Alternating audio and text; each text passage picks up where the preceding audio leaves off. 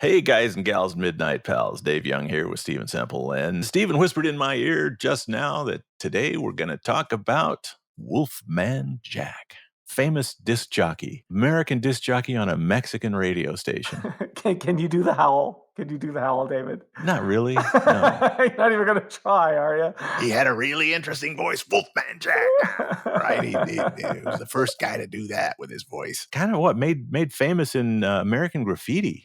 Yeah. In the movie, right? I mean, I think he was regionally famous before that, but became a part of the whole public consciousness probably as a result of American Graffiti. And now we're to the point where I don't know a whole lot else. American Graffiti put him on the map. Midnight Special. He was on The Odd Couple. He was a regular guest on the Howard Stern show. And look, he has a star on the Hollywood Walk of Fame. A guest on Howard Stern way before Howard Stern was Howard Stern. Yes. But I felt like I needed to do this one because a couple of reasons. So many of our partners come from a radio background, and Wolfman had such an influence in that space. Plus, it closes a loop on episode 23 on Dr. Brinkley. Remember Dr. Brinkley? Oh, yeah, the guy that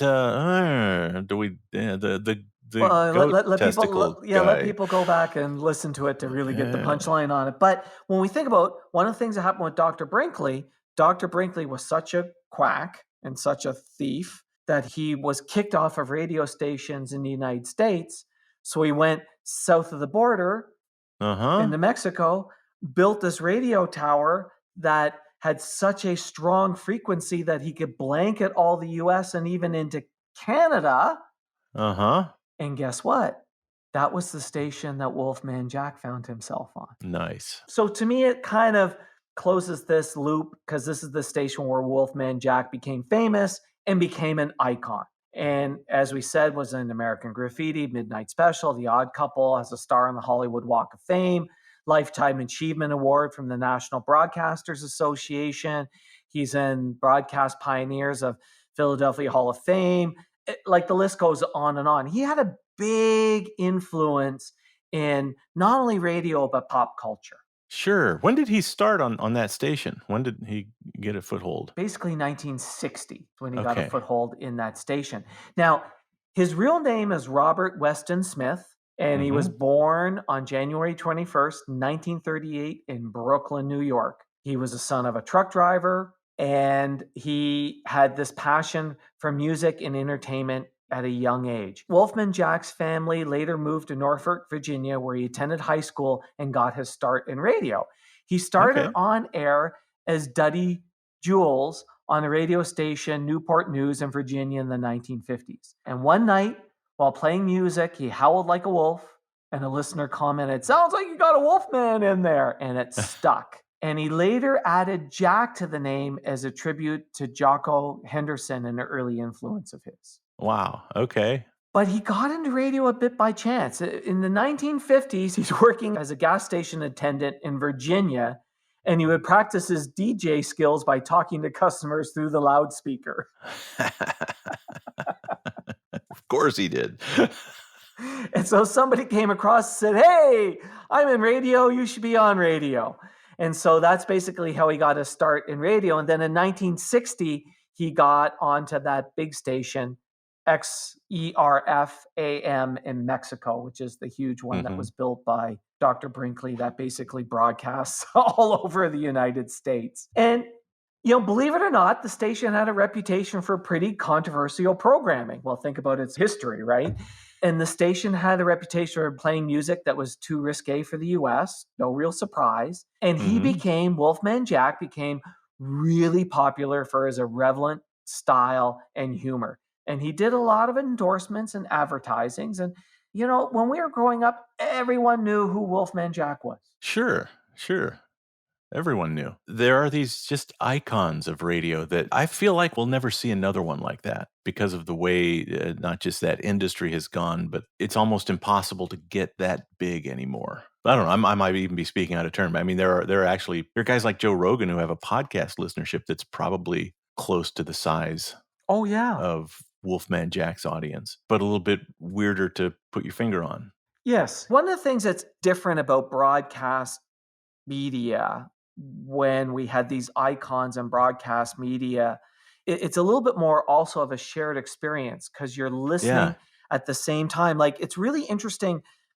Talk about a different icon, Lucille Ball, like the Lucy Show. Yeah. And they'll talk about how when the Lucy Show came on air, it actually impacted traffic patterns because so many people were sitting down to watch television. It was much more of a shared experience. The Joe Rogan podcast is a different experience because I might listen to it today. You might listen to it tomorrow. I might listen to an episode 3 weeks from now. Right, right. We've both had that experience with people telling us about Empire Builders episodes that they've listened to, right? Hey, I love that episode you guys just did. I'm like, which one's that? Because, we record these, a month or two in advance. Yeah. So when someone says the episode we just did, I don't know exactly what they're talking about. It means the episode that they just listened to, not the one we just did. Yeah. Right. If you're cruising around in the 1970s in your car at night on Main Street in your town, wherever that is, and Wolfman Jack says something outrageous, and you run into your buddies at the drive-in in a half hour, you're all going to be talking about this shared experience, even though you maybe weren't in the same car when it happened. You're going to sit around the office tomorrow talking about what was on I Love Lucy because you all had to watch it at the same time, even if you weren't in the same room. Yes. So it's a different world now. It is a different world, but there are lessons to be learned from a guy like Wolfman Jack. When we think about radio personalities, there's a few that have stood out. Wolfman Jack, Howard Stern, Dick Clark. That's probably it.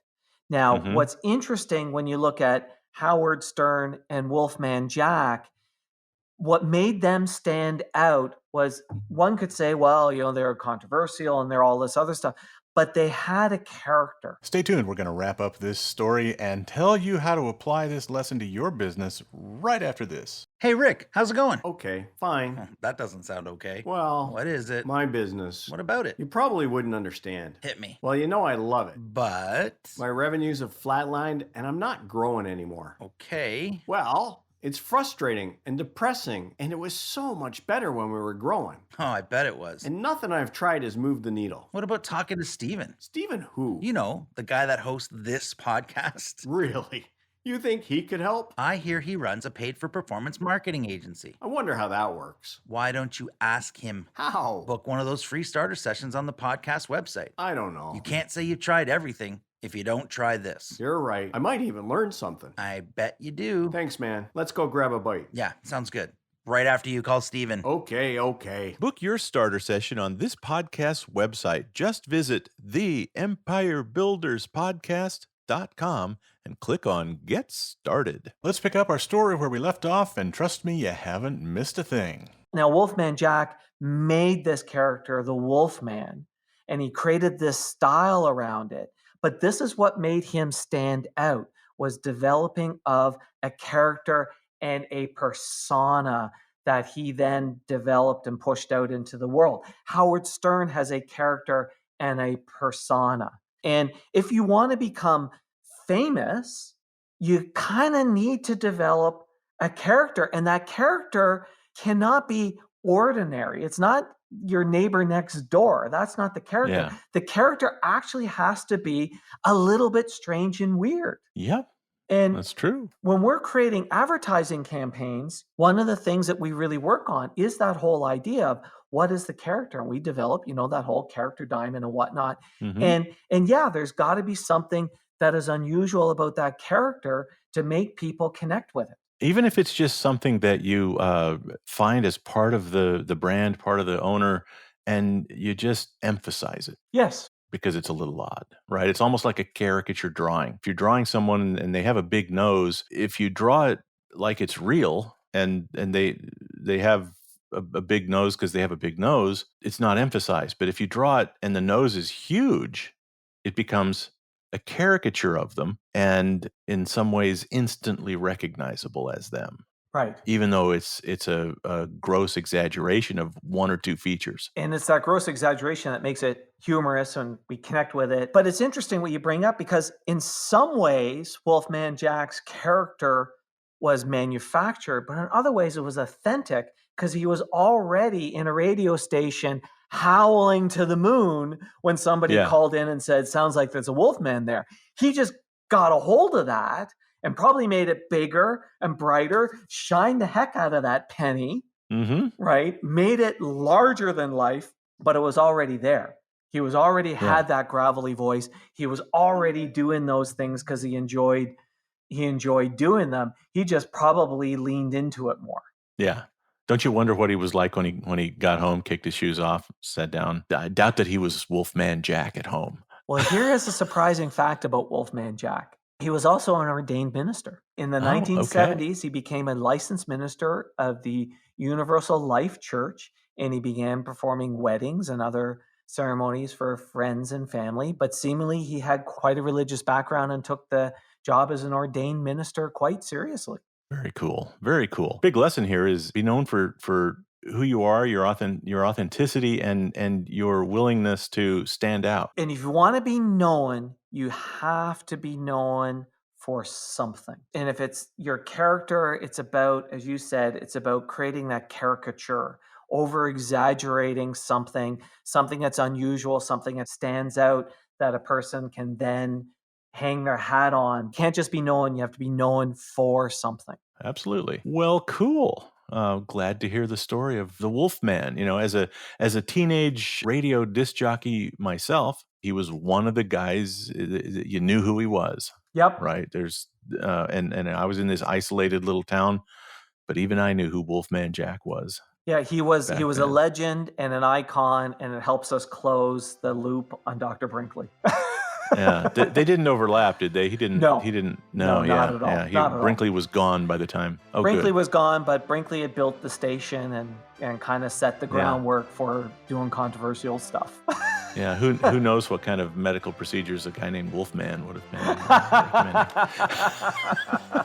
All right, thanks, David. Thank you, Stephen. Thanks for listening to the podcast. Please share us, subscribe on your favorite podcast app, and leave us a big, fat, juicy 5-star rating and review. And if you have any questions about this or any other podcast episode, email to questions@theempirebuilderspodcast.com.